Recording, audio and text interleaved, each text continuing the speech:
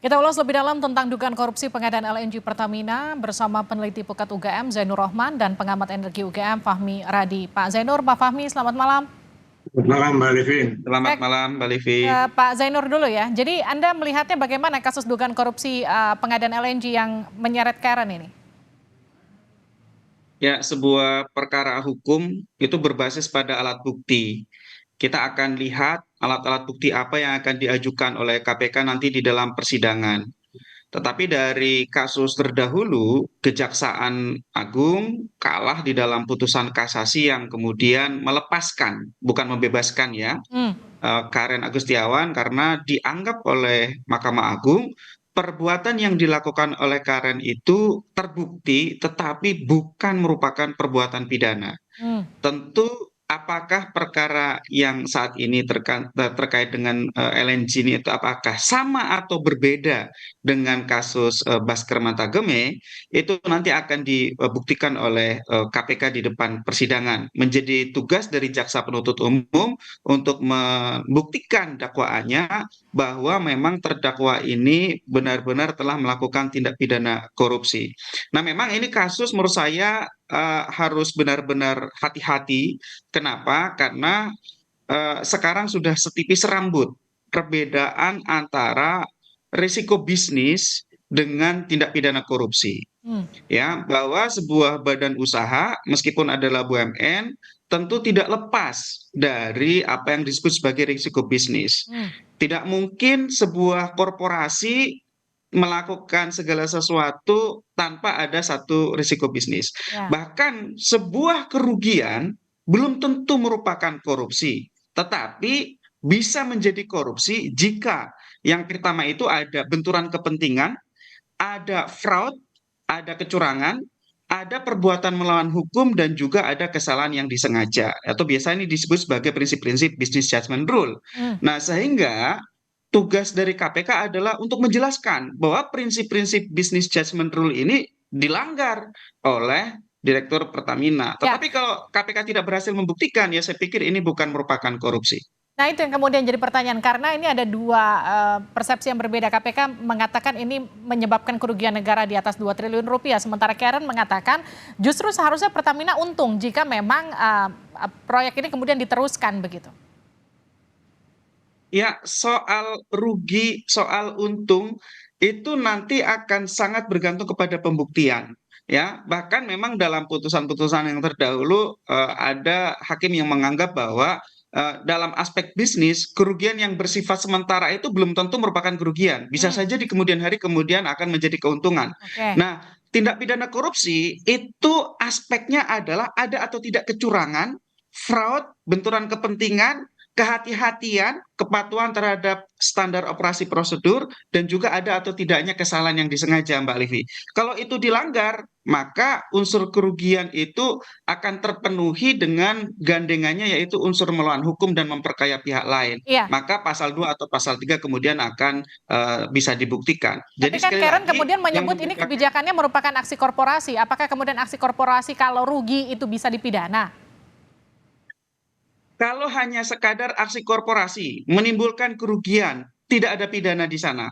Kecuali di dalam melakukan aksi korporasi ada perbuatan melawan hukum. Misalnya ada standar operasi prosedur yang tidak dijalankan, ada permohonan izin dari direksi yang tidak dilakukan, ada satu prosedur yang di-skip, misalnya tidak dilakukan due diligence, ada kesalahan yang disengaja, apalagi kalau misalnya diketahui ada atau tidaknya misalnya fraud atau kickback atau ada gratifikasi atau benturan kepentingan. Nah, itu di situ Mbak Livi yang Oke, membedakan antara risiko bisnis dengan tindak pidana korupsi, Mbak Livi. saya ke Pak Fahmi. Pak Fahmi, ini resiko bisnis atau tindak pidana korupsi kalau kita lihat dari pengadaan LNG, ya, menurut Anda ini sudah tepat atau belum kalau KPK mengatakan ini kerugiannya 2,1 triliun, sementara Karen mengatakan ini justru Pertamina untung?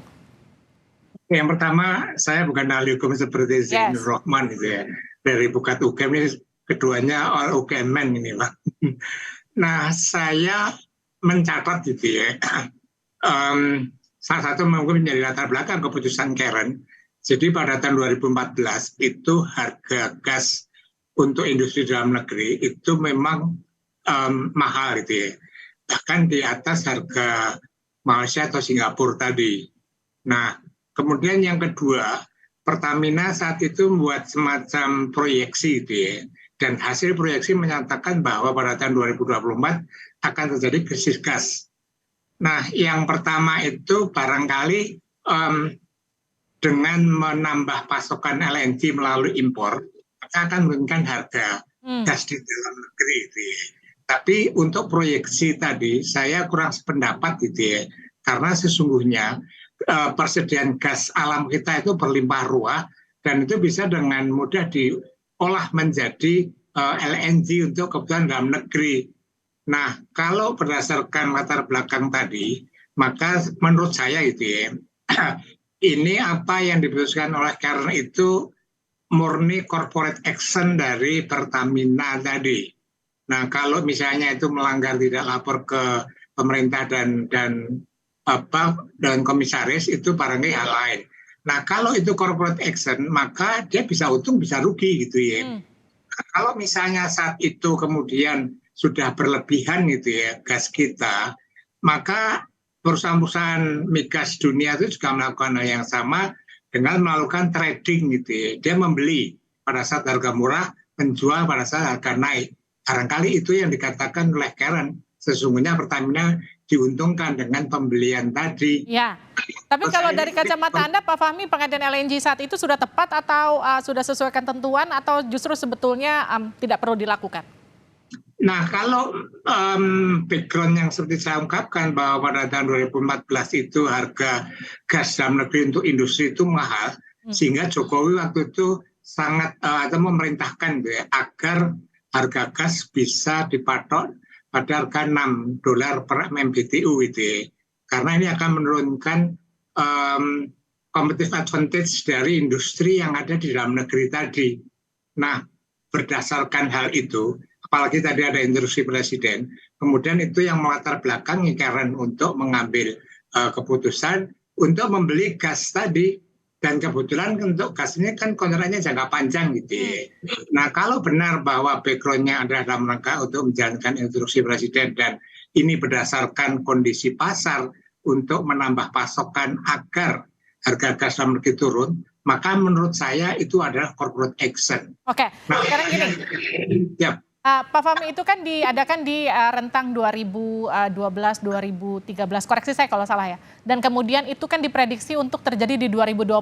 Kalau sekarang di 2023 kira-kira sudah tergambar belum proyeksi yang kemudian bisa disebutkan krisis gas itu kemudian sampai harus ada LNG? Nah, kalau itu menurut saya kurang tepat. Saat itu saya menulis di koran, saya mengatakan bahwa proyeksi yang dilakukan Karen itu tidak benar gitu ya. Karena saya mendasarkan pada historical data bahwa itu tidak akan terjadi krisis dan fakta di lapangan juga bahwa gas alam kita itu berlimpah ruah yang itu bisa diubah menjadi LNG.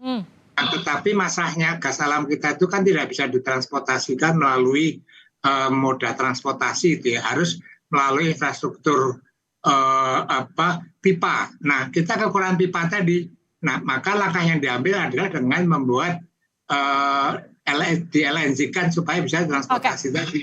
Itu tadi lah. Maka kalau kemudian harus impor saat itu gitu ya, itu saya kira tepat. Tapi kalau kemudian sampai tahun sekarang sampai 25 menurut saya itu kurang tepat itu, Mbak. Oke, saya ke Pak Zainur terakhir. Sempat kemudian ada kasus serupa tapi kemudian bebas di kasasi begitu. Apa yang kemudian harus dibuktikan KPK yang kemudian Anda lihat Pak Zainur ini bisa jadi celah untuk Karen? Ya, kita tidak tahu ya apakah KPK pegang alat bukti misalnya moral hazard, apakah fraud, apakah kecurangan atau lain-lain. Tapi kalau KPK tidak pegang itu semua, maka kembali kepada perbuatan melawan hukum. Apakah ada keputusan dari Karen ini yang dilakukan tanpa melalui prosedur yang telah ditetapkan di internal Pertamina sendiri. Nah, menurut saya perdebatannya di situ. Nah, tetapi di lain soal, menurut saya juga menjadi bertanya-tanya gitu ya, kenapa KPK masuk pada satu perkara yang sampai sekarang memang tingkat kepastian hukumnya kurang jelas di Indonesia soal business judgment rule dengan korupsi ini. Kenapa KPK tidak kerjakan kasus-kasus lain yang jelas-jelas korupsi yang itu juga sangat banyak begitu ya. Nah, tetapi apapun itu kita hormati proses hukum, juga tetap mengedepankan prinsip praduga tidak bersalah. Kita akan lihat apa yang dimiliki oleh KPK, alat bukti apa yang akan diajukan, dan unsur-unsur mana yang akan dibuktikan. Nah, saya menduga nanti akan berkisar di unsur perbuatan melawan hukum, yaitu soal prosedur. Apakah prosedur-prosedur due diligence, kemudian izin dari persetujuan dari Dewan Komisaris, itu yang kemungkinan akan menjadi titik fokus dari pembuktian di depan pengadilan. Nah, nanti kita akan lihat apakah pendapat dari hakim itu akan tetap sama ataukah akan berbeda, misalnya dengan putusan 121 yang kemarin juga sudah memenangkan Karen di kasus Basker Matagame. Tapi saya ingatkan sekali lagi bahwa tidak ada satupun kasus yang sama. Antara satu kasus dengan kasus yang lain pasti berbeda. Sehingga ya kita hanya bisa mengikuti sambil kita juga mengusulkan kepada negara untuk segera memperjelas. Silakan Pak Fahmi singkat. Saya kira dalam proses pengambilan keputusan, kalau misalnya itu corporate action, itu kan tidak mungkin diputuskan sendiri oleh Karen kan. Itu kan ada direksi yang lainnya, yang itu secara kolektif kolegial. Nah, kalau misalnya dipersalahkan Karen, maka direksi lain juga harus dipanggil juga oleh KPK. Itu aja, Livin. Oke, terima kasih Pak Fahmi, terima kasih Pak Zainur sudah bergabung bersama kami di Sapa Indonesia Malam.